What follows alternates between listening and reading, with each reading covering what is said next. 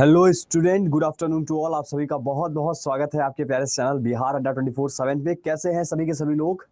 एक बार जल्दी से मुझे बता दीजिए कैसे हैं आप सभी लोग। जी वेलकम वेलकम टू ऑल। नमस्ते नमस्ते, प्रणाम, खुश रहिए सभी लोग। राधे राधे, सभी को खुश रहिए अच्छे से। हाँ, कैसे हैं आप सभी लोग? अच्छे हैं, बढ़िया हैं? आ जाइए जल्दी से सभी लोग। मस्त हैं, चलिए बढ़िया है। भगवान करे आप हमेशा ऐसे ही मस्त रहिए, खिलते रहिए भैया, है ना? हाँ, अब ठीक है। थोड़ा कमेंट आपका बड़ा कर दिए ताकि दिखता रहे। चलिए बहुत बढ़िया।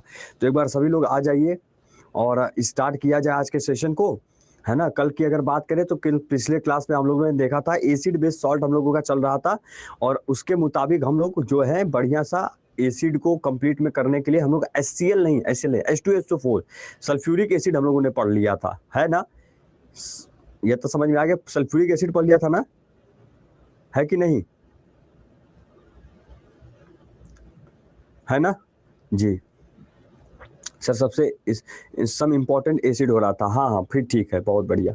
तो आ जाइए सभी लोग, और आज नाइट्रिक एसिड से शुरुआत करेंगे। नाइट्रिक एसिड, फिर आपका हाइड्रोफ्लोरिक एसिड, फिर आपका जो है हाइड्रोक्लोरिक एसिड, ये सभी आपकी बातें होंगी हमारी, है ना?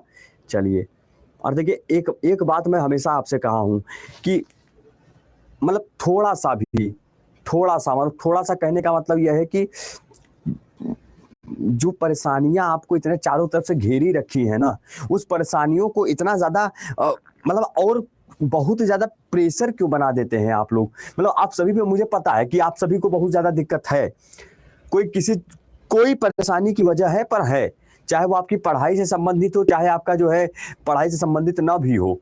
तो वो जो समस्या आप सोच रहे हैं बार बार, आप हर मिनट, 5 मिनट, 2 मिनट, 1 मिनट पर, हर एक घंटे पर आप पढ़ते पढ़ते उसी चीज को सोचने लग जा रहे हैं, और उसी सोचने में कम से कम घंटे भर आप जो है आपका बर्बाद हो जाता है, घंटा चला जाता है। ये तो आप समझ ही रहे होंगे, है ना? तो अब यही चीज जो आप इतना ज्यादा कॉम्प्लिकेटेड कर दिए, इतना ज्यादा आपने उसको मरोड़ दिया है, क्यों कर रहे हैं? इतना क्यों सोच रहे हैं किसी की चीज को? आप एक बात बताइए, आप जिस उम्र में हो, या आप मान लीजिए आपकी उम्र बहुत ज्यादा भी है, आप अगर कमा रहे हो, नहीं कमा रहे हो, आपको अगर मौका घर वाले दे रहे हैं कि बस पढ़ाई करना है मेरे लाल, तो एक बात बताइए, पढ़ाई करने में क्यों अस्की आना? फिर इतना अस्कियात जाते हैं कि बाप रे बाप, मन नहीं कर रहा है, मतलब मन करता है कि कभी कभी कि मैं पढ़ूं ही ना, छोड़ दूं। अच्छा, आपसे पढ़ाई तो की नहीं गई, आप पढ़ाई को बीच में छोड़ दिए। आपका बिगड़ा, किसी सामने वाले का या किसी के पिछला जो आपके पीछे खड़ी आपका पूरा परिवार है, उनका कुछ भी नहीं बिगड़ा तो सिर्फ आपका बिगड़ा। आने वाला समय जो है, एक बार सोच कर देखिए कि कल को जब आप नौकरी, मान लीजिए नौकरी लग गई, और आप अच्छे से कुछ बढ़िया सा पढ़ाई वढ़ाई करके नौकरी ले लिए, तो अब आगे जब आपकी इच्छा होगी, आप बाइक उठाकर जाएंगे, आपको राशन लाना है, आपको जो है राशन लाना, राशन लेके आएंगे, दाल चावल जो है चोखा, जो भी आपको बनवाना है अपने मन से बोलकर बनवाएंगे, अपना खुद ही बनाएंगे, मर्जी आपकी चले। बट अगर आपकी नौकरी नहीं लगी, मान लीजिए, ठीक है, आपको सरकारी नौकरी नहीं लगी, आप बीच में ही पढ़ाई छोड़ दिए कि नहीं मेरा मन नहीं कर रहा है, मेरा बहुत सा टेंशन हो रहा है ना? तो अब यह चीज जब होती है ना, तो पहली चीज कि आप अपने मन में कभी भी कोई गंदा सा चीज मत लेके आया करिए। मतलब गंदा सा मतलब समझ रहे हैं, कोई एक ऐसा कदम मत उठाने की कोशिश किया करिए जिस कदम से आपका फ्यूचर, छोड़िए पहली तो जो प्रेजेंट की लाइफ है लोगों की, वो खराब हो जाए। अब मेरे सामने के तौर की बात है, कल की ही बात है, कल मैं ऑफिस से 11 बजे के बाद गया हूँ, रात में 11:30 बजे करीब मैं गया रात में ऑफिस से। सुबह का 8 बजे का आया था, 11:30 बजे रात में गया मैं। और कल ऐसा ही एक एक स्टूडेंट है, मैं नाम तो नहीं लूंगा, पर वह ऐसा भी कुछ कदम हो सकता है, मतलब मैं विश्वास नहीं कर सकता था कि ना विद्यार्थी हमारा इतना कमजोर है। आप मजबूत हैं अंदर से, आपके अंदर कोई कमी कहाँ है? कौन कहता है आपके अंदर कमी रह गई? आपके अंदर कोई कमी है क्या? किस होता है, कोई बहुत ज्यादा तेज होता है पढ़ाई में, कोई तो वो तेज नहीं होता, वो केवल एक ही जगह फोकस किया है तो तेज है। सबका मस्तिष्क एक जैसा वर्क नहीं करता, पर हम अपने मस्तिष्क को एक जैसा चाहे तो वर्क करा सकते हैं, जैसा मन करेगा। आप ये आपको लेके चले नहीं, आप इसको अपने पास लेके चलिए। ये जो आप हैं, आप इसको जो है अपने साथ लेके चलिए, ये आपको लेके ना चले। जिस दिन ये लेके चलेगा तो ये तो ऐसा आदमी है, ये तो हमेशा कहता रहता है कि काश हम प्रधानमंत्री बन जाए, काश हम देश के सर्वोच्च पद पे जाके बैठे, काश हम ये बन जाए, काश हम वो हो जाता, ये हो जाता, काश काश में चक्कर में सब काश काश हो जाता है। यह चीज मत रखा करिए। कोई समस्या हो, कोई परेशानी हो, कोई बात हो, कुछ बोलना हो, आप हमसे बात करिए, आप हमें बता दीजिए, हमें सर नहीं समझ में आ रहा है, सर ये दिक्कत आ गई है, सर हमारे घर पे थोड़ा सा, तो आप हमसे कहिए, हम उसका सजेशन देंगे, गाइड कर देंगे। पर प्लीज ऐसा कोई कदम मत उठाइएगा कि मतलब मेरे सिर पे एकदम पसीना आ जाए, मेरा रुआं खड़ा हो जाए, मतलब आंसू आ जाए आंख से,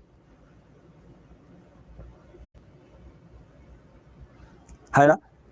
और कुछ अगर मानते हैं तो प्लीज, कोई परेशानी होता है मेरे लाल, कोई भी प्रॉब्लम हो, बताइए, आप हमसे कहिए कि सर ये दिक्कत है, ऐसा है वैसा है, ठीक है। चलिए खैर कोई बात नहीं, अब इधर आइए, है ना, इधर आइए। हाँ क्या है, तो यहां पर अब हम लोग पढ़ेंगे एसिड बेस सॉल्ट, ठीक, एसिड बेस एंड सॉल्ट, यानी कि हमारा क्या है, अम्ल क्षार एवं लवण, अम्ल क्षार एवं लवण, ठीक है। अच्छा, और मैं जानता हूं कि आप लोग बहुत मेहनत कर रहे हैं, मैं उस चीज को समझ रहा हूं, ऐसा नहीं है, मैं बहुत अच्छे से जानता हूं कि आप सब बहुत ज्यादा मेहनत कर रहे हैं, ये पूरा दिख रहा है मुझे यहाँ पर, ऐसा नहीं है, ठीक है। अम्ल क्षार एवं लवण, पर मेहनत पर पानी नहीं फेरना है, इस बार मेहनत को जो है अपने बदल देना है सफलता की सीढ़ी में, चाहे कुछ भी हो जाए। लोग आते जाते रहते हैं मेरे दोस्त, आपके जीवन में बहुत लोग आएंगे जाएंगे, पर आप सबको जो है यही सोच कर रहेंगे कि यही मेरा खास है, तब तो कैसे काम चलिएगा बताइए, ठीक है। अच्छा, अब इधर देखिए, एसिड बेस सॉल्ट की बात करेंगे। कल हम लोग ने देखा था सल्फ्यूरिक एसिड के बारे में, है ना, ठीक है, क्लियर, ठीक। अब इधर देखिए, सल्फ्यूरिक एसिड कल हो गया था, अब आज आपका आएगा नाइट्रिक एसिड, ठीक है। चलिए, तो हेडिंग क्या डालेंगे आगे, क्या लिखेंगे हम लोग, HNO3। HNO3 को क्या कहा जाता है, नाइट्रिक एसिड कहा जाता है। क्या कहा जाता है, नाइट्रिक एसिड कहा जाता है। बात समझ में आया सभी को, नाइट्रिक एसिड कहा जाता है। तो अब यहां पर समझेंगे कि नाइट्रिक एसिड की जब बात करते हैं, HNO3 की बात करते हैं, तो ये एक ऐसा अम्ल है, नाइट्रिक अम्ल जो होता है, इसको क्या बोलेंगे, नाइट्रिक अम्ल बोलेंगे। क्या बोलेंगे, नाइट्रिक अम्ल बोला जाएगा। तो याद रखिएगा कि it is also very strong acid, it is also very strong acid, यानी कि यह भी जो, जैसे सल्फ्यूरिक एसिड जो था वो बहुत ही स्ट्रॉन्ग था, है ना, बहुत प्रबल अम्ल था, उसी प्रकार से यह भी एक बहुत प्रबल अम्ल होता है। बात समझाया, यह एक कैसा है, तो यह एक प्रबल अम्ल है। क्या है, यह एक प्रबल अम्ल है। बात समझ में आया कि क्या है सर, यह एक प्रबल अम्ल है, it is also very strong acid, ठीक। अच्छा, उसके बाद अगर आपसे कहे कि एक ऐसा अम्ल बताइए जो कांच के साथ रिएक्ट करता हो, यानी कि एक ऐसे एसिड का नाम बताइए जो ग्लास के साथ रिएक्ट कर रहा है, तो आप क्या बताइएगा, आप कहिएगा कि sir it even react with glass, है ना, यानी कि it even reacts with glass, reacts with glass, यानी कि यह कांच के साथ अभिक्रिया करता है। क्या करता है, यह कांच के साथ अभिक्रिया करता है।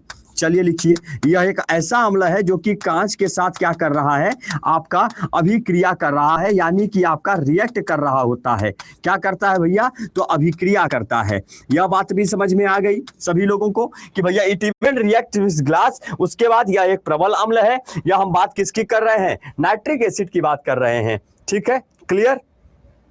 कल आप क्लास नहीं लिए थे सर, कल मेरी क्लास हुई थी 4 से 5 हुई थी, पर ठीक है, हाँ जी, आपने कल का क्लास छोड़ दिया। यह बात क्लियर है सभी को, ठीक है, ठीक।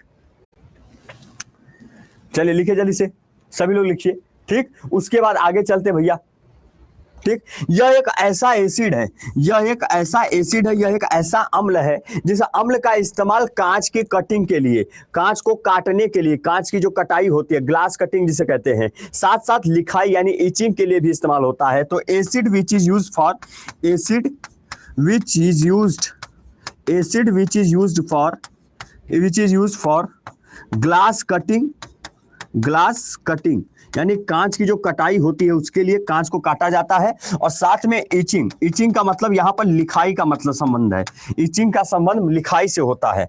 ठीक है, अब ग्रामर मत लगाने लगिएगा कि ईचिंग राइटिंग हो जाए, गड़बड़ हो जाए, ये ग्रामर एक केमिस्ट्री का क्लास है। ठीक है, इधर सुनिए क्या लिखा जाए, तो लिखा जाएगा कि जो अम्ल है, अम्ल जिसे कांच की कटाई, अम्ल जिसे कांच की कटाई, ठीक है, कांच की कटाई, ठीक बात समझ आए, कांच की कटाई तथा लिखाई में प्रयोग होता है। कहां पर? लिखाई में प्रयोग होता है, लिखाई में प्रयोग होता है, लिखाई में प्रयोग होता है। आप समझ सकते हैं कि लोग क्या करते हैं, कांच की कटिंग करते हैं, ग्लास की कटिंग करते हैं, उसी के बाद वहां पर होता है कि ग्लास पे कुछ लिखते हैं, उसी कांच पे, है ना, उसी ग्लास पे कुछ लिखते हैं। तो वहां पर इसका मतलब क्या होता है कि यहाँ पर यूज हो रहा है आपका नाइट्रिक एसिड। नाइट्रिक एसिड का इस्तेमाल ग्लास की कटिंग के लिए, साथ में ईचिंग यानी लिखाई के लिए भी प्रयोग होता है। क्लियर है?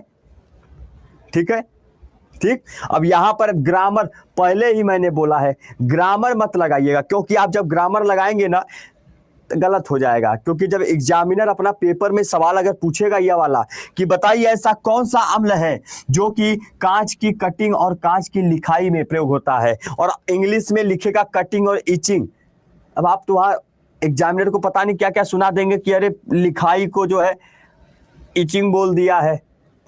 ईचिंग नहीं होता है, मतलब राइटिंग नहीं होता है, लिखाई का मतलब यहाँ पर ईचिंग होता है। ठीक, अच्छा, हाँ, मतलब ईचिंग का मतलब होता है जैसे ग्लास के ऊपर कोई डिजाइन बनाया जा रहा हो, कोई चीज लिखा जा रहा हो, वो मैं कहना चाह रहा हूं। ठीक, अच्छा, तो वहां पर नाइट्रिक एसिड का ही इस्तेमाल करके किया जाता है। क्लियर है? हाँ, ग्रामर नहीं साइंस लगाना है, बिल्कुल सही आपने कहा है। ठीक है, चलिए, बहुत अच्छे, ठीक, क्लियर है, बहुत अच्छे। अब आ जाइए, अब इसके बाद यहीं पर आगे चलते हैं, यहीं पर हम आगे चलते हैं। जब हम आगे चलते हैं तो क्या पता चलता है, हम देखते हैं HNO3 नाइट्रिक एसिड, और हमें क्या पता चलता है कि इसका जो इस्तेमाल है, इसका इस्तेमाल उर्वरक और विस्फोटक के तौर पर भी होता है। बात समझ रहे हैं कि नहीं समझ रहे हैं? यानी it is widely used to make fertiliser and explosives. It is widely used to make fertilizer and explosive, है ना। यानी कि आप ये समझिएगा कि इसका प्रयोग उर्वरक और विस्फोटक के रूप में ज्यादा होता है। ठीक है, तो यहां पर आप क्या लिखेंगे कि इसकी जो है इसे प्रचुर मात्रा में,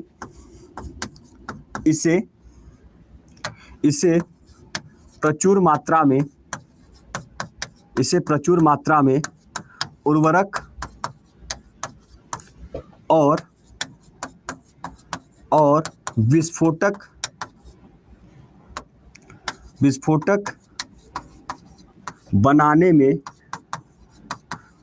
बनाने में प्रयोग होता है।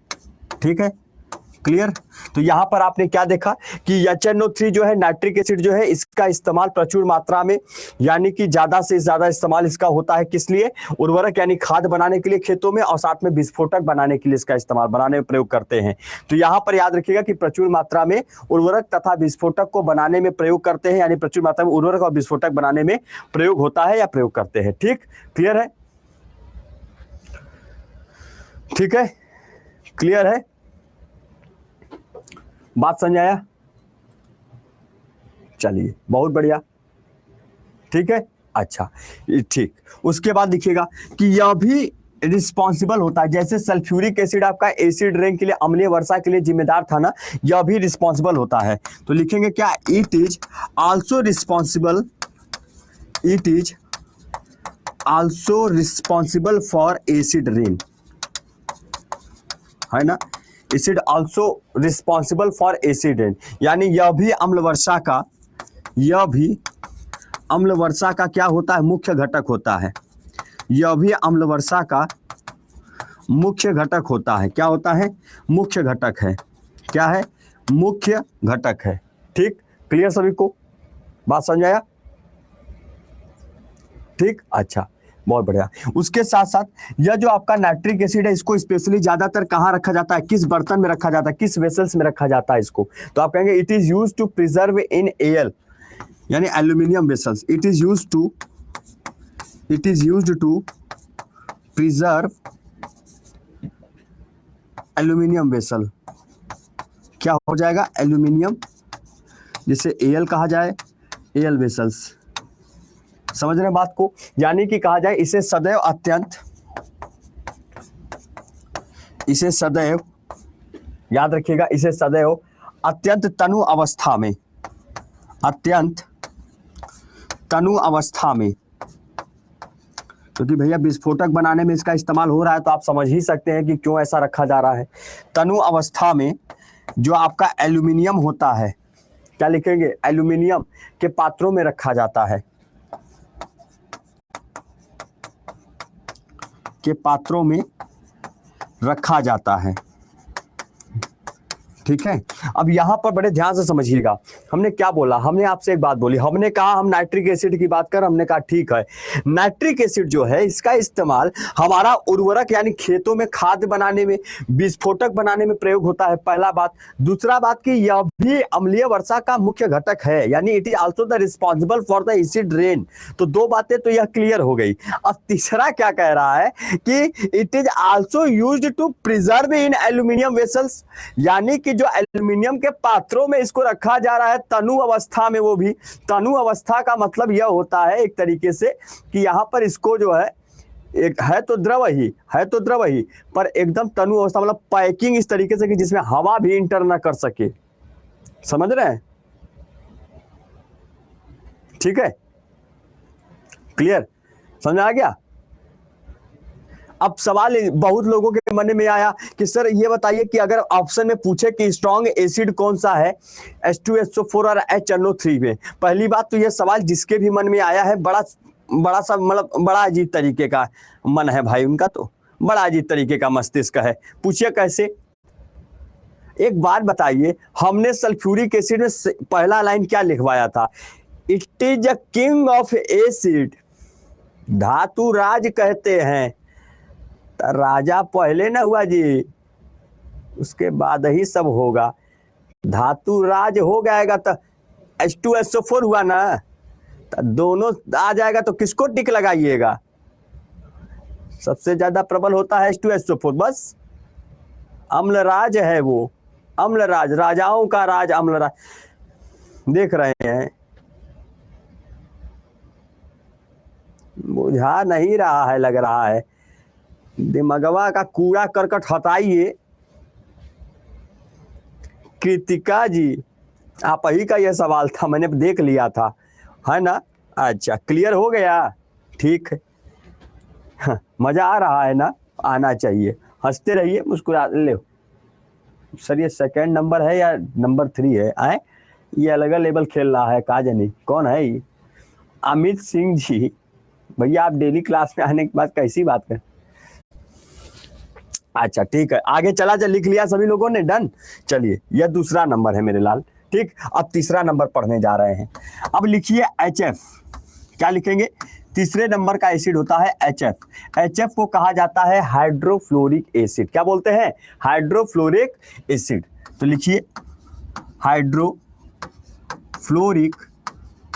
एसिड, ठीक है। हाइड्रोफ्लोरिक अम्ल इसे कहा जाएगा। क्या कहा जाएगा? हाइड्रोफ्लोरिक अम्ल इसे बोला जाएगा।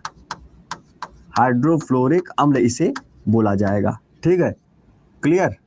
चलिए लिखिए भैया, क्या होता है ये, इसकी भी चर्चा कर लेते हैं थोड़ी सी, है कि नहीं? इसकी भी चर्चा कर लेते हैं कि यह होता क्या है। सर हाइड्रोफ्लोरिक एसिड की बात बताइए। यह भी एक प्रबल अम्ल है, it is a strong acid. यह भी एक क्या है?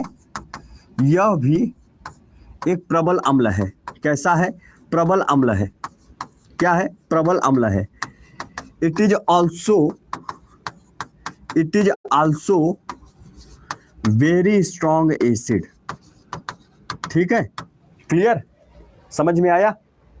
ठीक है, अच्छा ठीक, और यह एक ऐसा अम्ल है जैसे कि अभी आपने देखा नाइट्रिक एसिड कांच के साथ रिएक्ट कर रहा था ना, कांच के साथ अभिक्रिया कर रहा था, वैसे यह भी कांच के साथ अपनी अभिक्रिया करता है, जो कि कांच के साथ अभिक्रिया करता है। क्या करता है? तो अभिक्रिया करता है, यानी it is also react with glass, it is also react with glass, it is also react with glass. ठीक, दो बातें समझ में आई। अब जब ग्लास के साथ रिएक्ट कर रहा है तो इसका भी इस्तेमाल कटाई और जो है लिखाई के लिए होगा, है ना। इससे भी कांच की कटाई, इससे भी कांच की कटाई, ठीक है, और क्या? लिखाई, तथा उस पर लिखावट के लिए प्रयोग होता है, तथा उस पर लिखावट क्या हो जाएगा?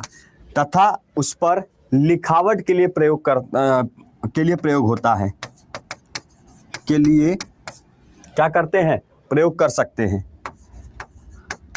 प्रयोग कर सकते हैं, है ना। क्या कर सकते हैं? प्रयोग कर सकते हैं, यानी इंग्लिश में क्या लिखेंगे? It is also used for glass cutting, it is also used for glass cutting and itching. बात समझ में आया? लिखिए जल्दी से। गुड इवनिंग सर, वीडियो नहीं, तीसरे नंबर का है अमित जी। और क्या कह रही हैं Khushboo Kumari ji? Good evening sir. Good evening भैया। नजीस खातून क्लियर है। आशु रंजन हाँ हाँ ठीक है। मजा आ रहा है कि नहीं आ रहा है? मतलब एक देखिए, कहीं भी हमने जहाँ देखिए हिंदी है या इंग्लिश है, या हिंदी है या इंग्लिश है, या हिंदी है या, मतलब चीजें आपको प्रॉपर मिल रही हैं। सर कोई रिप्लाई मतलब समझा नहीं मैं, है ना। गाना गाते फिर रहे हैं आजकल इतना ज़्यादा, मतलब समझ, पढ़ाई कर रहे हैं। अब पढ़ाई ऐसा नहीं है कि अब आजकल के विद्यार्थी जानते हैं कैसे पढ़ाई करते हैं। ऐसे नहीं कि वो ले लिया मोबाइल में वीडियो चल रहा, नहीं, नोट्स बनाएंगे, कान में लगाएंगे लीड, ईयरफोन लगा लिए, एक गाना लगा लिए। और भी गाना ऐसा जो कि रोमांटिक होना चाहिए इनके लिए। एक तो पढ़ाई कर रहे हैं, याद कर रहे हैं किसी को, मतलब पेपर पढ़ रहे हैं या कुछ ऐसा पढ़ाई कर रहे हैं, याद कर रहे हैं, रिवीजन कर रहे हैं, लीड लगा लिए, है ना। है ना, समझ रहे हैं? ठीक है, लीड लगा लिए, गाना चला दिए। अच्छा चलता हूँ दुआओं में याद रखना, मेरे पता नहीं किसका जो है फिक्र रखना, दुआ फिक्र, हाँ चलिए। अब फिर दुआएं फिक्र वो तो चल रही हैं, वो चलना है। चलते पढ़ रहे हैं, एसिड अब कान में बज रहा है, अच्छा चलता हूँ दुआओं में। अचानक से जहाँ 25 मिनट हुआ, अब नजर तो किताब ही पर ध्यान जो है पहुंच गया उसके ससुराल, जो है पूरा ध्यान ये उसके ससुराल पहुंच, अपने ससुराल पहुंच जाते हैं तुरंत। ख्वाब देखते ही, या गाड़ी अगर होती ना, कार से जाएंगे, ब्लैक वाली कार से जाएंगे, ब्लैक वाली, अकेले नहीं जाएंगे, कम से कम। और सब सोच लेते हैं कैसे, कम से कम 10 गाड़ी लेके जाएंगे, पूरा मोहल्ला एकदम जो है आवाज कर देना चाहिए, पता तो चले हम आए हैं। ऐसे जाएंगे, ऐसे जो है उसके पापा के सामने बात करेंगे, अरे इतना बड़ा, समझ। और थार कह रहे हैं थार से जाएंगे, थार से नहीं जाएंगे। ये होता है ना, क्या कहते हैं, घोड़ा, वो भी बैठाने से इनकार कर देगा अपने को, है हमें नहीं ढोना है अगर नहीं नौकरी लगी। मैसेज देख रहे हैं, बताइए रूबी कुमारी। हम ऐसे सोचते थे, एक्सपीरियंस हमारे पास बहुत चीज़ों का है, बहुत सारे एक्सपीरियंस है, स्ट्रगल जो किए हैं। ऐसे थोड़ी ना ही हंस दिए रिंकिया के पापा, लो चलिए अच्छा, बस हो गया, मजाक काफी है, अब इतना हो गया ना। अब इधर आइए, एचएफ की बात कर ले थोड़ा सा। हाँ, यहाँ तक समझ में आ गया, अब आगे लिखिए ध्यान से। सर मेरा भी नाम ले लीजिए, दिलशाद जवाब जी, ले लिए सर। हंसना मना है सर। एक ही आप टीचर हैं अड्डा में जो प्रॉपर हिंदी इंग्लिश में कंटेंट देते हैं। Thank you so much ma'am. हाँ, क्वेश्चन करवा, आप लोग क्वेश्चन तो करवाते हैं ना, हम क्लास के बाद क्वेश्चन करवाएंगे। नहीं भैया, हम इन सब चीज़ों से बड़े दूर रहते हैं, हम इन सब चक्कर में नहीं पढ़ते हैं। हमें ये चक्कर वक्कर में पढ़ना नहीं आता है ना, हम पढ़ना चाहते हैं इन सब चीज़ों से। हम बड़े हाथ जोड़ के दूर से ही नमस्ते बंदगी करते हैं कि आप आए, बाहर आई, अच्छी बात है, बट अब आप जाइए, आपका हो गया बस। थैंक यू, आपने हमें जो है इतना प्रेम स्नेह दिया, आपने हमें इतना याद किया, बहुत बड़े इस कलयुग के ज़माने में आप लोग हमें याद कर लिए, बहुत बड़ी बात है। वरना हम तो ऐसे अपने माता पिता और परिवार के बारे के अलावा कुछ नहीं सोच पाते हैं, समय ही नहीं मिलता है ये सब चीज़ों का। मुझे आना ज़रूरत है, पढ़ाई कीजिए। देखिए मैंने भी पढ़ाई की, पीसीएस का एग्जाम दिया, प्री निकला, पिताजी को बताया, पिताजी मेरे पीसीएस का प्री सुनने के बाद भी ये कहते हैं अभी तो पूरी जंग बाकी है मेरे दोस्त, ऐसे बोलते हैं, जंग बाकी है। मतलब उनका इस टसन में, जिस एक्शन के साथ वो बोलते हैं ना, लगता है कि मतलब अभी मतलब कल जाकर मैं जो है ज्वाइनिंग ले लूँ। उसी फिर मेंस देखे, प्री निकला, मेंस भी निकलने को तैयार बैठा हूँ मैं। मतलब हो जाएगा, जनवरी में मेंस का रिजल्ट आएगा, मेरा हो जाएगा, मुझे पता है। इंटरव्यू देना है बस, है ना। इधर देखिए, फिर आप लोग भी मिस करेंगे, सर कहाँ थे, कैसे कहाँ। अच्छा इधर देखिए, अब इधर देखिए, it is also the example of strongest hydrogen bond. कभी भी अगर आपसे कोई कहे, जैसे एग्जामिनर ने पूछा कि एक ऐसे अम्लता का नाम बताइए, एक ऐसे एसिड का नाम बताइए जो कि नहीं, जो कि जो है क्या होता है, जो कि हाइड्रोजन बॉन्ड जिसका बहुत स्ट्रांग हो, जिनके हाइड्रोजन बॉन्ड बहुत स्ट्रांग होता है, तो ये ऐसा ही है। तो लिखेंगे it is also the example of, it is also the example of, ये एक ऐसा एसिड है जो बहुत स्ट्रांग हाइड्रोजन बॉन्ड का बेस्ट एग्जाम्पल माना जाता है। तो it is also the example of, it is also the example of strong hydrogen bond. क्या लिखेंगे, स्ट्रांग हाइड्रोजन बॉन्ड, यानी कि हिंदी में इसे बोला जाएगा HF में, HF जो आपका हाइड्रोफ्लोरिक एसिड है, HF क्या कहते हैं, HF अम्ल में प्रबलतम हाइड्रोजन बॉन्ड पाया जाता है। HF अम्ल में प्रबलतम, स्ट्रॉन्गेस्ट, प्रबलतम का मतलब होता है स्ट्रॉन्गेस्ट, प्रबलतम हाइड्रोजन बंध पाया जाता है, हाइड्रोजन बंध पाया जाता है। ठीक है, क्लियर, यहां तक समझ में आई चीजें, बहुत बढ़िया। उसके बाद एक बात और लिख लीजिएगा, सवाल ये भी कहता है कि जैसे आपने कभी देखा होगा, कोल्ड ड्रिंक का बोतल देख लीजिए, चाहे सोडा का पानी का बोतल देख लीजिए, जब आप सोडा खोलते हैं, कोल्ड ड्रिंक खोलते हैं, तो उसमें से देखते हैं झागदार, झाग बहुत निकल जाता है। वो जो झाग निकल रहा है वो किस एसिड की वजह से निकल रहा है, तो वह एसिड भी आपका हाइड्रोफ्लोरिक एसिड होता है। तो it is actually the main component of Fiji drinks, it is actually the main component of, it is actually the main components of fizzy drink। किसका ड्रिंक, कौन सा drink, frizzy drink. Frizzy drink का मतलब समझते हैं, झागदार पेय पदार्थ जो होते हैं, झागदार जो पीने वाले जो ऐसे पदार्थ जिसमें झाग निकलता हो। ठीक है, तो यह सभी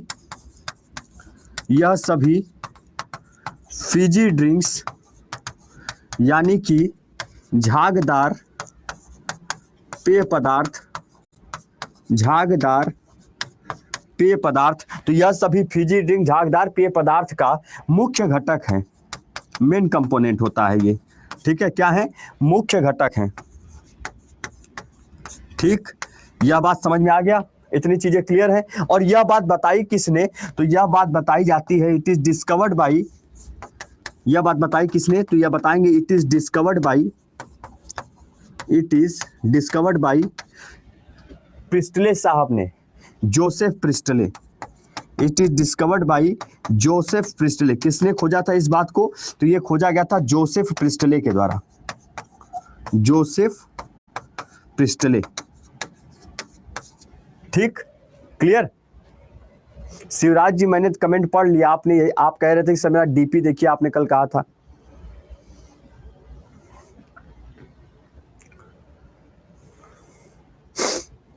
मैं देख लिया डीपी, आज आपका बढ़िया लगा, लाल शर्ट पहने हुए हैं, है ना, अच्छा लग रहा है। It is discovered by Joseph, वो भी अच्छा लग रहा था, हम तो ऐसे ही बोल दिए, लगता है दिल पे ले लिया हमारा भाई, हमारा भैया जो है दिल पे ले लिया, कोई बात नहीं, ठीक है, ठीक।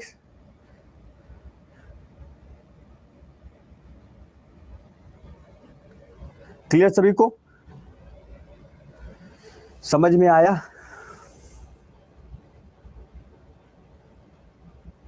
सर एचएफ को डिस्कवर किया था सर जोसेफ ने, मतलब भैया एचएफ को डिस्कवर किया था तभी तो वो बता पाए कि यहाँ पर फिजी ड्रिंक में झाग जो आ रहा है उसका अम्लता एचएफ की वजह से होता है। यह बात भी उन्होंने ही बताई थी, है ना, यह बात भी उन्होंने बताई थी। सर हिंदी में, लास्ट में हिंदी में क्या लिखा है? जोसेफ प्रिस्टले, जोसेफ प्रिस्टले, है ना, क्या इसको कह रही है? मुख्य लिखा हुआ है। Thank you so much Farooqui ji.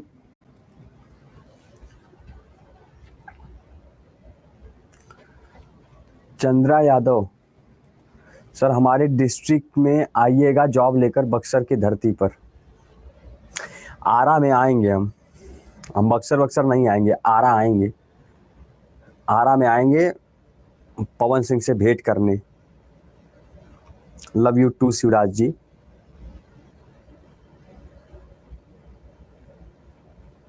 Sir आपको मेरा नाम पता है?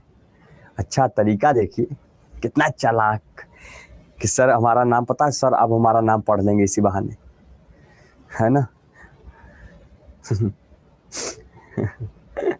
चलिए अच्छा, ये चीज समझ में आ गया ना, है ना। चलिए ठीक है, क्लियर है यहाँ पर, ठीक। चलिए अच्छा, अब एक बात सुनिएगा बड़े ध्यान से। अब मैंने कहा कि जोसेफ प्रिस्टले साहब ने यहाँ पर ये चीज बोल दी कि ऐसे ऐसे है कि एचएफ है, अम्लता है, पर बहुत लोगों के मुंह से आपने एक बात सुनी होगी कि, सुनिएगा, मतलब आपने एक बात और भी सुनी होगी कभी कदार बहुत लोगों के मुंह से कि कोल्ड ड्रिंक जो है बड़ा संभाल के खोलना नहीं, अगर ज्यादा उसको ऐसे करके अगर आप ढक्कन उतारेंगे तो बहुत दूर तक झाग आ जाएगा, बहुत तेज झाग आ जाएगा और वो झाग बहुत दूर तक जाएगा, यही होता है ना। क्लियर समझ रहे हैं?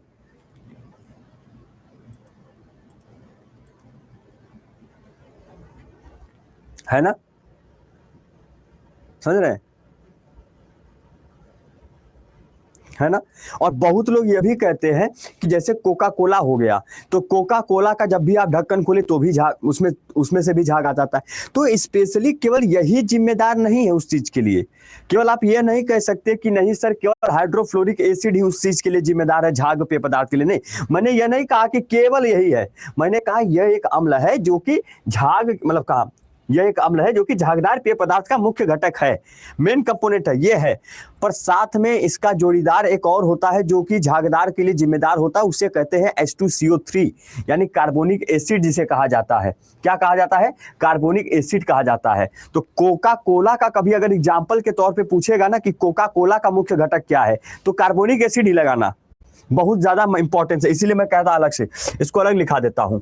लिखिएगा कि कोका कोला का मुख्य घटक कोका कोला, है ना। अब गाना मत गाइएगा क्योंकि गाना वो हमें भी पता है। कोका कोला का मुख्य घटक जो है ना, कोका कोला का मुख्य घटक जो है कौन है सर? कार्बोनिक एसिड, कार्बोनिक अम्ल, ठीक है। क्या होता है? कार्बोनिक अम्ल है, ठीक, उसमें कार्बोनिक अम्ल होता है, कोका कोला के अंदर कार्बोनिक अम्ल होता है। It is the main component of, मतलब H2CO3 carbonic acid, carbonic acid is the main component of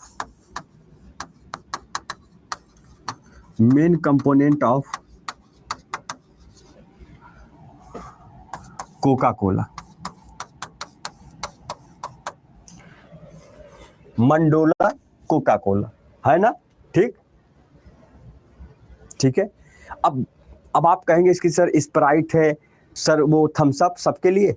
भैया मैंने कोका कोला इसलिए लिखवाया है क्योंकि पेपर में केवल कोका कोला ही पूछ लिया था, इसलिए मैंने यह चीज़ अलग से लिखवाई है। ये लिखवाने वाली चीज़ तो नहीं है, पर मैंने इसलिए लिखवाया है क्योंकि पेपर में अलग से पूछ लिया था कि कोका कोला का मुख्य घटक बताइए कौन सा अम्ल होता है।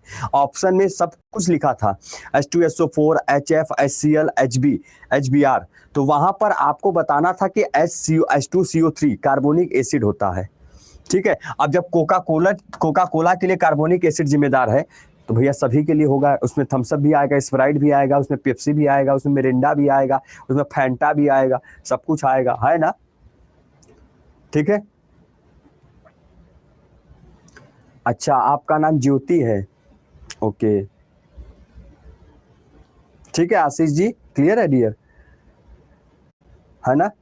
सर HF में CO2 होता है, हाँ बिल्कुल होता है। CO2 कोको कोला में भी होता है, ये तो बेसिक सी बात थी। सर माजा भी, सर हाँ हाँ बिल्कुल बिल्कुल, क्यों नहीं। माजा में झाग देखा आप लोगों ने, जो माजा में बता रहे हैं, माजा में झाग है, माजा में झाग देखा है कभी, तो कहाँ से बता दिए। अरे अभी टाइम है, अभी बहुत टाइम, हम कहीं नहीं जा रहे, हम नहीं छोड़ रहे हैं, हम यहीं हैं, हम कहीं नहीं छोड़ के जाने वाला। आप लोग परेशान, आप लोग पढ़ाई करिए बढ़िया सा, अभी हम कहीं नहीं जा, हम यहीं हैं, ठीक है। चलिए बताइए, अब बस करेंगे कि यही मुझे माजा, फीज, स्लाइस, अब क्या कहते हैं नींबूज, क्या कहते हैं लिम्का, सब हमें जो है ला के दे देंगे, बस हो गया, है ना। अब एकदम जो है दुकान ही खोल के मानेंगे कि नहीं, आज ही के दिन दुकान खोलेंगे गुरुजी। सर स्प्राइट में होता है, सर थम्सअप में होता है, हैं बताइए, बच्चों की तरह एकदम छोटे छोटे बच्चे हमारे, ऐसा लगता है। चलिए इधर चौथे नंबर पे, ठीक है। हाँ हाँ ठीक है, इधर देखिए, इधर देखिए, चौथा एसिड आपका आएगा HCl। क्या आएगा, हाइड्रोक्लोरिक एसिड। क्या लिखेंगे, हाइड्रोक्लोरिक एसिड। चलिए इसके बारे में भी कुछ बात देख लेते हैं, इसके बारे में भी कुछ चीजें हम लोग पढ़ लेते हैं। हाइड्रोक्लोरिक एसिड जिसे HCl कहा जाता है। अब ध्यान से देखिए, HCl की बात हो रही है। एक ऐसा अम्ल जो हमारे भोजन के पाचन में सहायक होता है, उसे कहते हैं HCl। पहली बात कि acid which help in food digestion, ठीक है। तो acid which helps in food digestion, क्या होता है, फूड डाइजेशन। बात समझ रहे हैं, इस चीज को क्लियर है।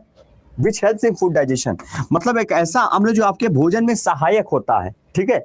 यह हमारे भोजन के पाचन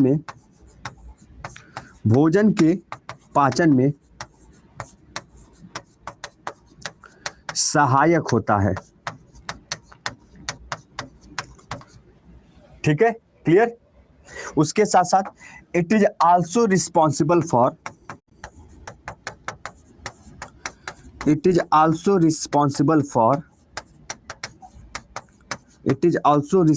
फॉर स्टमक एसिडिटी। आपके अगर पेट में जब एसिडिटी हो जाती है, गैस बनने लगता है, पेट दर्द शुरू हो जाता है, एसिडिटी से जब आप ज़्यादा कोई खाना खा लेते हैं और पचता नहीं है, तो उल्टी होता है, पेट में दर्द होने लगता है, तो उसके लिए भी जिम्मेदार हमारा यही HCl ही होता है। ये जो एसिड है यही जिम्मेदार होता है। तो it is also responsible for stomach acidity, यानी यह उदर की अम्लीयता का भी मुख्य घटक है। यह उदर की अम्लीयता, अब इसको उदर को आप कहेंगे कि सर उदर क्या होता है। उदर का मतलब यहाँ पर स्टमक है, जिसे आप हिंदी में वहां अमाशय कह रहे थे बायोलॉजी में, केमिस्ट्री में यहाँ पर उदर बोला जाता है। बात समझ रहे हैं, उदर। तो यह उदर की अम्लीयता का भी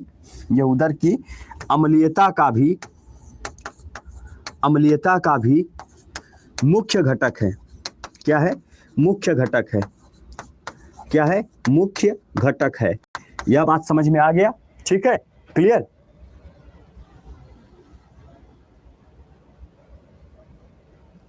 ठीक, क्लियर, यहां तक समझ में आए सभी को बात, है ना भैया लोग। बताइए सभी लोगों को क्लियर है, बताइए क्या हुआ, क्या हुआ, नाराज हो गए क्या हमसे। अरे बोल ही नहीं रहे, बताइए, नाराज हो गए आप लोग हमसे, हैं, क्या हुआ भैया, अगर क्या हुआ, कोई बात बुरी लग गई हमारी, क्या हुआ।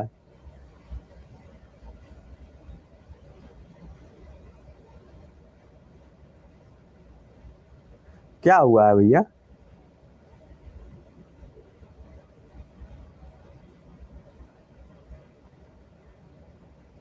कुछ हुआ है? अच्छा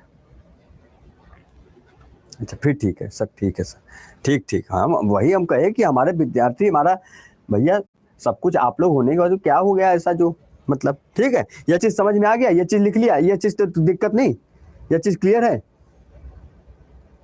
सर? इतना अच्छा से समझाते हैं, एक बार में समझ में आ जाता है। जी बिल्कुल, आप बस ध्यान दीजिए, हम तो हैं समझाने के लिए।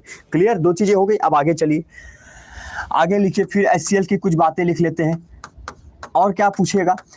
सवाल ये भी बनता है कि जैसे लोहे में क्या होता है, जब जंग लगता है तो लोग कहते हैं कि जस्ता का परत चढ़ा दिए, जिंक, उसमें जिंक का जो है कोटिंग कर दीजिए, ये बोला जाता है ना? हाँ हाँ, thank you so much Shivraj ji, thank you to all. अब इधर देखिए, अच्छा देखिए, जो जिंक, जब लोहा होता है, लोहे में जंग लग गया, मान लीजिए रखा साइकिल था, साइकिल में जंग लग गया, तो दादाजी पिताजी जब देखते हैं कि क्या रे साइकिलिया पेंटवा नहीं किए, अब ले, अब वहां 4 बार चक्कर आने लगा कि अरे साइकिल में मुर्चा, पेंट नहीं करवा ले रहे हो। पापा आए गुस्सा में, लिए पेंट डिब्बा का उठाया, हरा रंग का पूरा साइकिल पोत दिए, ले, है ना, समझिएगा, लगा दिए पूरा, है ना, जंग लग गया, बस साइकिल में जो है पेंट नहीं किया है, ये नहीं कि धोए धोए उसे, बहुत सुना है, धोए उसको, उस पर जो है सरसों का तेल लगा दे साइकिल पे, एकदम चमकता रहे, चमचम चमचम होता है।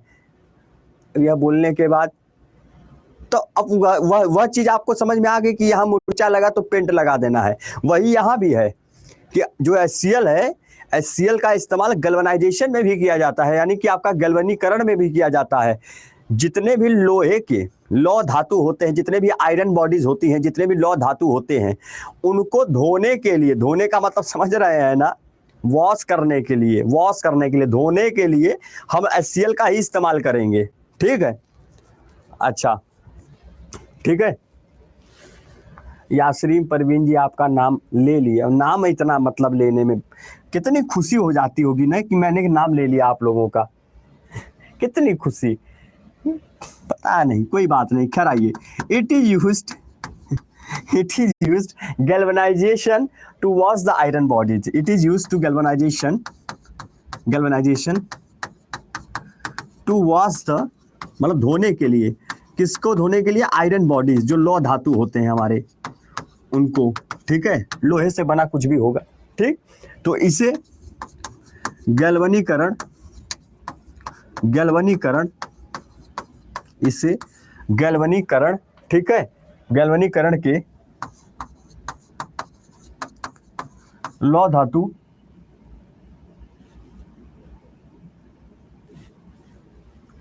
इसे गैल्वेनीकरण के लौह धातु, ठीक है, लौह धातु को धोने में प्रयोग करते हैं,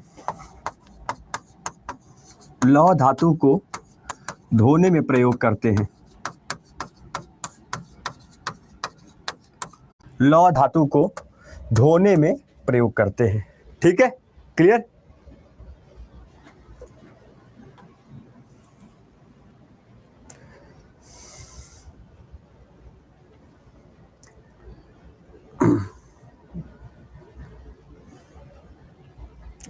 यह चीज क्लियर है? नेहा कुमारी जी आपका भी नाम ले लिए, खुश, मोहल्ले में मिठाई बटेगी आज, अच्छा ठीक है। अब देखिए, यानी कि आपका जो लोहे का जो भी धातु होगा, उसको धोने के तौर पर यहाँ पर हम एक अम्ल का इस्तेमाल करेंगे। अम्ल जब पूछा जाए तो HCl बताइएगा, ठीक है, अम्ल गैल्वेनाइजेशन के तरीके से, ठीक है। अच्छा, उसके बाद आगे चलते हैं, ठीक है, आगे चलते हैं। आप अब HCl के नीचे ही एक नोट्स डालिएगा, HCl के नीचे ही नोट्स डालिएगा, और नोट्स डालकर एक बात जरूर लिख लीजिएगा। अच्छा, कितने लोग यह बात जानते हैं कि सॉयल जो होता है, सॉयल का मतलब होता है जो मृदा होती है, मृदा का मतलब इन द सेंस देसी भाषा में मिट्टी जिसे कहा जाता है, मिट्टी यानी मृदा, यानी जिसे सॉयल कह रहे हैं। अच्छा, सॉयल में एसिड होता है, कितने लोगों को यह बात पता है? हाइड्रोक्लोरिक एसिड HCl वहां पे होता है। बताइए कितने लोगों को यह पता है कि जो सॉइल होता है आपका, यानी कि जिसे आप मिट्टी कह रहे हैं, मृदा कह रहे हैं, उसमें एसिड होता है? नहीं पता है सर? यस सर, जानते हैं। क्या एसिड होता है, बताइए। अच्छा, नहीं पता। ये याद रखिएगा कि जो भी आपका सॉइल है, उस सॉइल, अरे भैया सॉइल है, मिट्टी है, मिट्टी में फसल उपजाऊ हो रहा है, फसल जो है उग रहा है। अब फसल उग रहा है तो फसल उगने के लिए क्या वहां पे नाइट्रोजन, कार्बन, हाइड्रोजन, इन सब की आवश्यकता नहीं पड़ेगी? ये सब जो एनर्जी उसको मिल रही है, फसल को कहाँ से मिल रही है? मिट्टी से ही तो मिल रही है। उसके जड़ जो है मिट्टी में है ना, तो मिट्टी ही तो सारा कुछ न्यूट्रिशन दे रहा है, उसको पोषण दे रहा है। तो अब यही चीज मैं कहूँ, मृदा जो होती है, मिट्टी जो होती है, उस मिट्टी में एसिड भी होता है और बेस भी होता है। बहुत सारे अम्ल वाले चीज भी पाए जाते हैं और बहुत सारे क्षार वाले चीज भी पाए जाते हैं, है था? अगर ऐसा नहीं होता ना, तो कभी भी आप बड़े ध्यान से समझिएगा कि जब आप खेतों में खाद की छिटाई करते हैं, जब खाद को खेतों में फेंका जाता है, जैसे यूरिया हो गया, डाई हो गया, जो भी, तो आप एक बड़ा गौर से देखते हैं कि मिट्टी में अगले दिन ही एक छोटा सा परिवर्तन दिखाई देता है। मिट्टी एकदम रंग बिरंग हो जाती है, कहीं संतरे रंग का दिखाई दे रहा है, कहीं बहुत ज्यादा सफेद हो गया है। होता है कि नहीं होता है? खेतों में जो फसल जब बोया जाता है, फसल लगाने के बाद उसमें जब खाद की छिटाई कर देते हैं, तो उसी खेत की मिट्टी जो शुरू में दिखाई दे रही थी खाद छिड़कने से पहले, उसके बाद उसका रंग बदल जाता है, वो पूरा पिंक पिंक सा हो जाता है। अब वो रिएक्ट किया है ना, वो मिट्टी में जो भी अम्लता पाई जा रही है, जो भी उसके क्षारीयता, बेस पाया जा रहा है, एसिड पाया जा रहा है, उसके साथ उसने रिएक्ट कर लिया और वो मिट्टी में एकदम मजबूती आ गई, जिससे कि फसल और मजबूत हो जाएगा। आप फसल को थोड़ी ना खाद देते हैं, आप खाद देते हैं मिट्टी को। मिट्टी जितनी अच्छी, फसल उतना अच्छा, है ना? ठीक। अच्छा, अब नोट्स डालकर एक चीज लिखेंगे। क्या लिखेंगे? लिखेंगे बूझा चूना। क्या लिखेंगे? बूझा चूना। बूझा चूना को इंग्लिश में कहते हैं स्लैग्ड लाइम कहते हैं। क्या कहते हैं? स्लैग्ड लाइम कहते हैं। ठीक है, यह स्लैग्ड लाइम, जिसको हम सभी बोलते हैं कैल्शियम हाइड्रोक्साइड। क्या बोलते हैं? Calcium hydroxide. ठीक, समझ में आई बात? ठीक है, क्या लिखेंगे? कैल्शियम हाइड्रोक्साइड लिख देंगे। ठीक, यह एक ऐसा, सुनिए बड़े ध्यान से, यही बुझा हुआ चूना इस्तेमाल किया जाता है मिट्टी में, ताकि मिट्टी की अम्लीयता को नाश कर दे। It is used to destroy the acid of soil. ठीक, तो याद लिखेंगे, it is used to destroy acid of soil. यानी हिंदी में क्या लिखेंगे? हिंदी में लिखे जाएगा कि इसका प्रयोग मिट्टी की अम्लता, इसका प्रयोग मिट्टी की अम्लीयता को क्या करना? अम्लता के नाश में होता है। क्या होता है? अम्लीयता के नाश में होता है।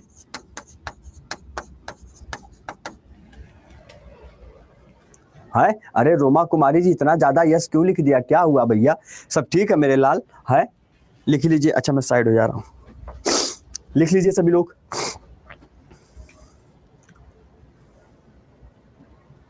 सर CaCO2 नहीं, ये C नहीं है, यह बॉक्स है।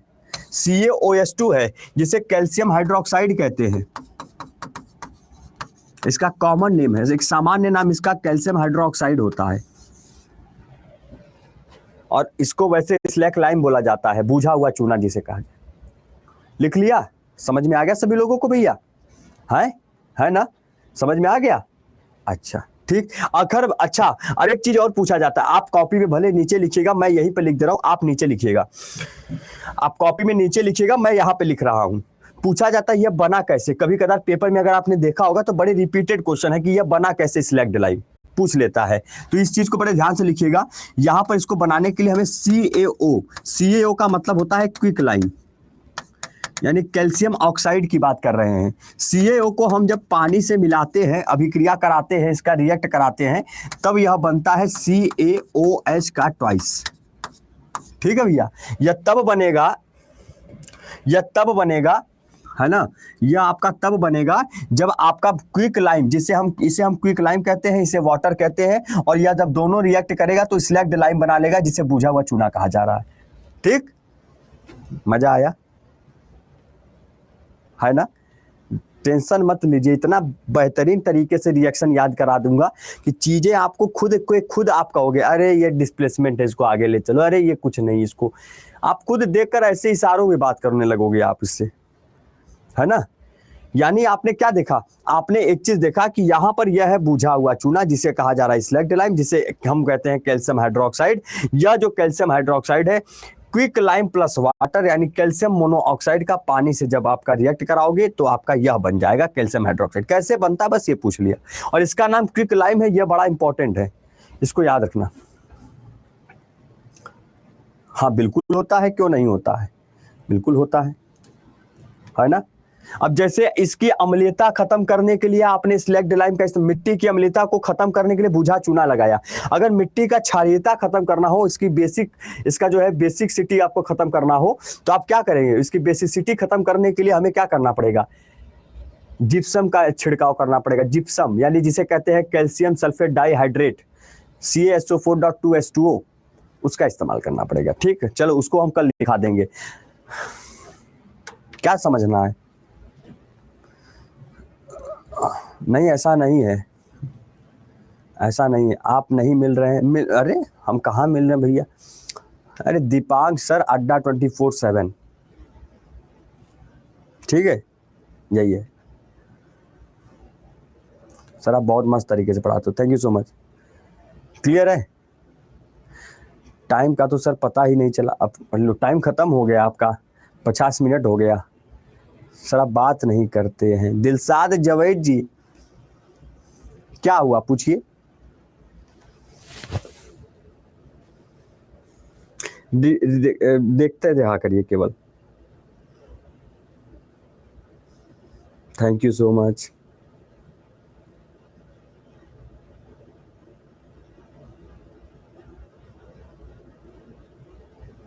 हाँ आपसे अच्छा कोई नहीं पढ़ाता है, थैंक यू सो मच। अरे ऐसा नहीं, बहुत सारे, थैंक यू।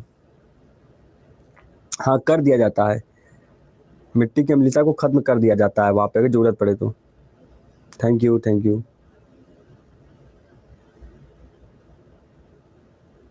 है ना, हो जाएगा, आराम से पढ़ते रहिए, हो जाएगा। सर आपका पूरा नेम क्या है? मेरा नेम दीपांक उपाध्याय। चलिए, तो thank you so much to all. छुट्टी हो गई है, और सभी लोगों को मैंने पहले ही बोला था, कोई भी आप कोई कोर्स परचेस कर रहे हो, अपने भाई को दिला रहे हो, अपने घर में किसी को कुछ भी कर रहे हो, तो Y838 का कूपन कोड तो भूलना नहीं है, पहली बात। दूसरी बात कि जब आप मॉक टेस्ट आप लेते हो तो Y838 यस आपका डिस्काउंट कूपन कोड हो जाता है, ये भी आपके लिए ज़रूरी होता है, ठीक। और तीसरी बात ये है कि शाम को 6 से 7 आपकी बिहार अड्डा 24/7 की यूट्यूब चैनल पर क्लास हो रही है। जितना हो सकेगा ज़रूर सबको लेकर आना, क्योंकि वहाँ पर मॉक टेस्ट होता है जिसमें आपको मिक्स क्वेश्चन कराया जा रहा है। अगर आप उस क्लास को नहीं ले रहे हैं तो आप अपने पैर पे कुल्हाड़ी मार रहे हो, ठीक है। चलो आज के लिए इतना ही, thank you so much, take care, bye bye, जय हिंद।